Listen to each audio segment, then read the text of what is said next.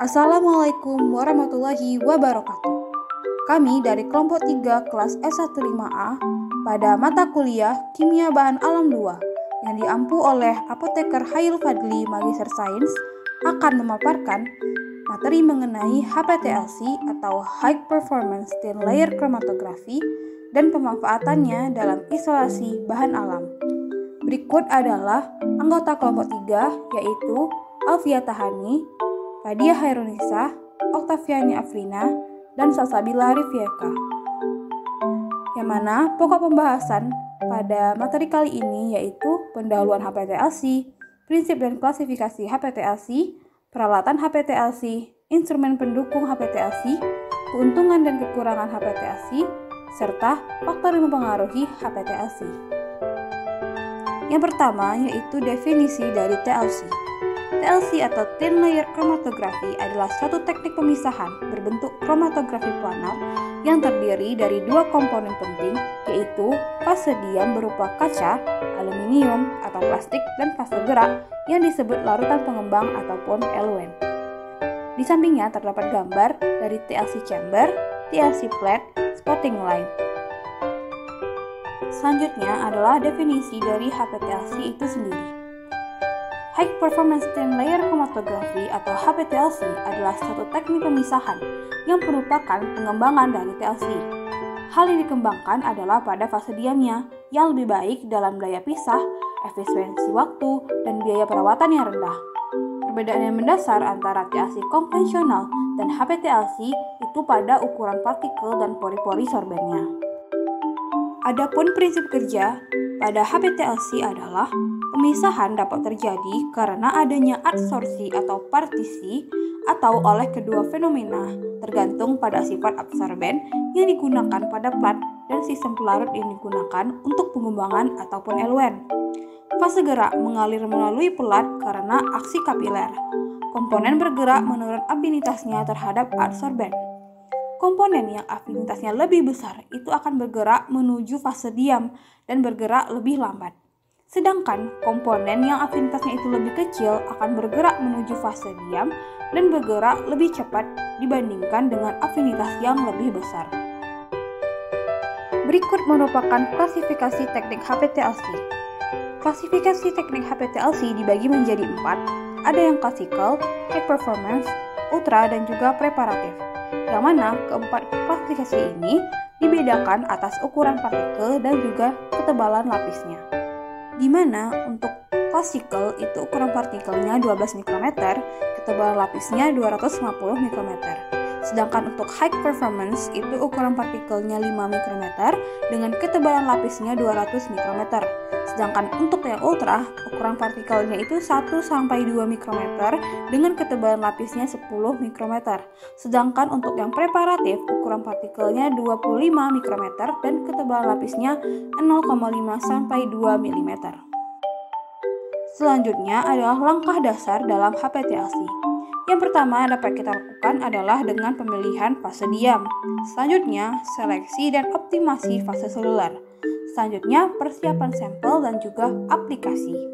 Lalu dilanjutkan dengan pengembangan kromatogram atau pemisahan, lalu pengeringan, lalu dideteksi, dan terakhir adalah dokumentasi. Nah, berikut ini adalah skema dari HPTLC. Yang pertama, sampel akan diaplikasikan menggunakan sampel aplikator pada plat. Plat tadi akan dimasukkan ke dalam chromatographic development. Setelah itu, plat tadi akan dideteksi menggunakan UV phase detection. Lalu akan di-scan menggunakan TLC scanner. Setelah itu, nanti hasilnya akan muncul di Vision Chat software. Lalu akan terbentuklah plat yang sudah di-development. Lalu akan muncul HPTLC chromatogram.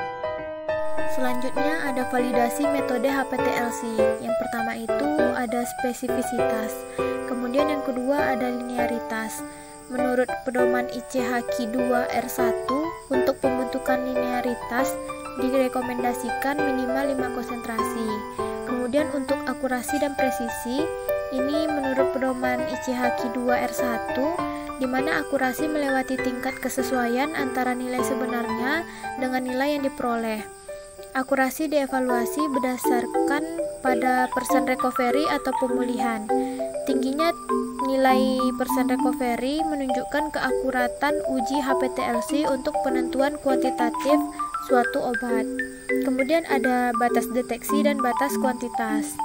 Menurut pedoman ICH-Q 2R1, di mana batas deteksi ini adalah jumlah analit terendah yang dapat dideteksi, sedangkan untuk batas kuantitas ini adalah jumlah analit terendah yang dapat diukur dengan akurasi dan presisi yang memadai. Kemudian fase diam pada HPTLC. Pemilihan fase diam pada plat HPTLC memiliki partikel yang kecil dengan bentuk yang sempit dan tajam. Biasanya menggunakan plat yang kecil daripada TLC dengan ukuran 10 x 10 cm atau 10 x 20 cm. Untuk menjadikan lapisan menjadi lebih kohesif, biasanya bahan-bahan adsorben dicampur dengan bahan pengikat seperti CaSO4 atau kalsium sulfat. Fase gerak pada HPTLC ini harus mempunyai kemurnian yang tinggi.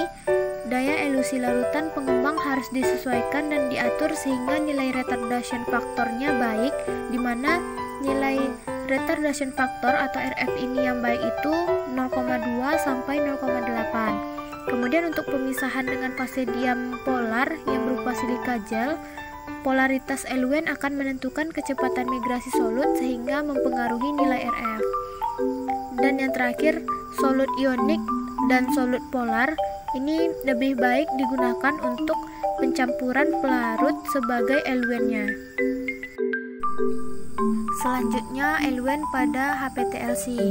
Untuk menentukan senyawa alkaloid, fase gerak yang bisa digunakan itu toluena banding etilasetat banding dietilamina dengan perbandingan 70 banding 20 banding 10.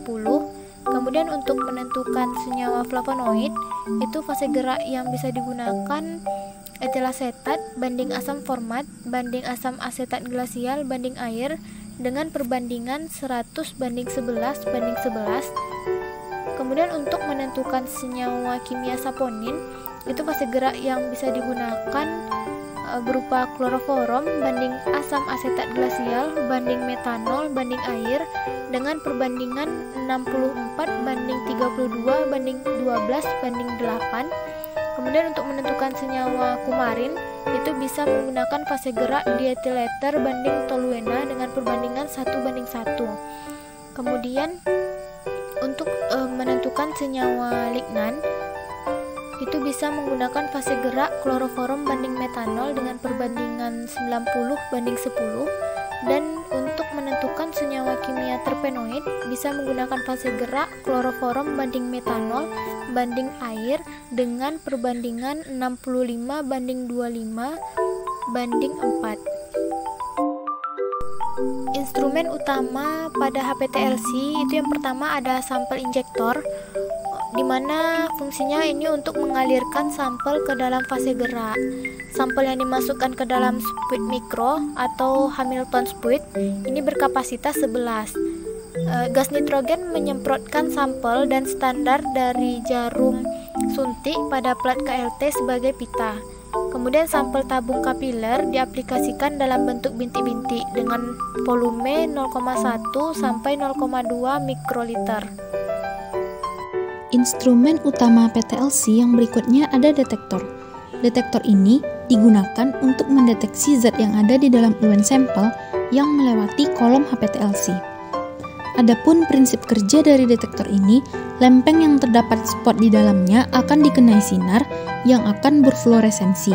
Kemudian akan ditangkap oleh detektor dan intensitas yang terukur akan sebanding dengan kadarnya. Selanjutnya ada chamber.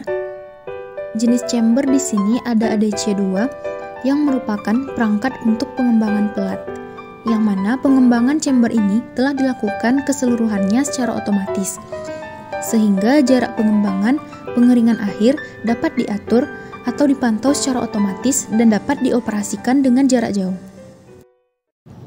Instrumen yang terakhir ada derivatizer. Derivatizer ini ada yang manual dan ada yang otomatis. Untuk yang manual, menggunakan ruang kaca yang menampung zat derivatisasi, kemudian akan dicelupkan pada pelat secara manual selama beberapa detik sebelum ditarik keluar. Kemudian, untuk derivatizer yang otomatis, digunakan dengan cara menyemprotkan zat derivatisasi ini secara merata pada plat HPTLC.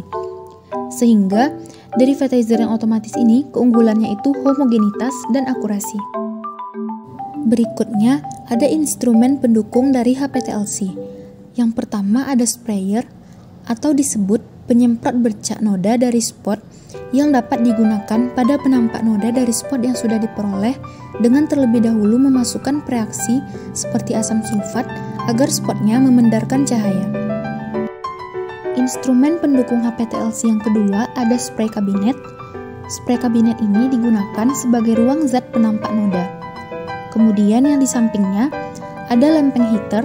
Lempeng heater ini digunakan untuk memanaskan lempeng sebelum dipakai untuk mengaktifkan dengan cara menguapkan uap air yang dikandungnya selain dengan oven biasa. Instrumen yang terakhir ada automatic plat coater. Plat kaca yang akan dilapisi dimasukkan ke bawah hopper yang diisi dengan suspensi adsorben. Yang mana instrumen pendukung ini digerakkan oleh sistem pengangkutan bermotor dengan kecepatan pengumpanannya seragam, yaitu 10 cm per second, untuk memastikan lapisan yang seragam pula. Selanjutnya, keuntungan HPTLC, yang mana mampu menganalisis sampel kasar multikomponen, proses pemisahannya mudah diikuti, hasil outputnya yang tinggi, menghemat waktu, dan analisis biaya yang rendah. Kemudian, pemisahan dua dimensinya mudah dilakukan. Reaksi warnanya spesifik dan sensitif, identifikasi senyawa yang memiliki karakteristik penyerapan cahaya atau warna yang berbeda. Kemudian, dapat meminimalkan risiko paparan limbah organik beracun dan secara signifikan. Kemudian, terdapat juga kekurangan dari HPTLC. Yang pertama, harganya lebih mahal, peralatannya cukup rumit, butuh ketekunan dan ketelitian. Kemudian ukuran kolomnya kecil dan membuat mudah tersumbat dengan zat pengotor. Dan juga pada laju alir yang tinggi membutuhkan biaya yang besar untuk pembelian pelarut yang berkemurnian tinggi. Terdapat beberapa faktor yang mempengaruhi HPTLC. Yang pertama itu ada fase stasioner, fase gerak, ketebalan lapisan, suhu, jumlah sampel, zona pencelupan, dan juga mode pengembangan. Kemudian, terdapat perbedaan antara TLC dan HPTLC. Pada parameter kromatografi platnya, pada TLC itu dengan tangan, kemudian pradilapisi. Sedangkan pada HPTLC itu hanya pradilapisi. Kemudian pada ketebalan lapisan sorbennya, TLC itu 250 mikrometer, HPTLC 100 sampai 200 mikro. Kemudian rentang ukuran partikelnya pada TLC itu 5 sampai 20 mikrometer. Kemudian sedangkan pada HPTLC 4 sampai 8 mikrometer. Kemudian pracuci piringnya itu pada TLC tidak diikuti, tetapi pada HPTLC itu harus diikuti. Selanjutnya pada penerapan sampelnya, TLC itu manual atau semi otomatis, sedangkan pada HPTLC itu semi atau otomatis. Kemudian pada bentuknya TLC itu titik, tetapi pada HPTLC itu bentuknya spot atau band.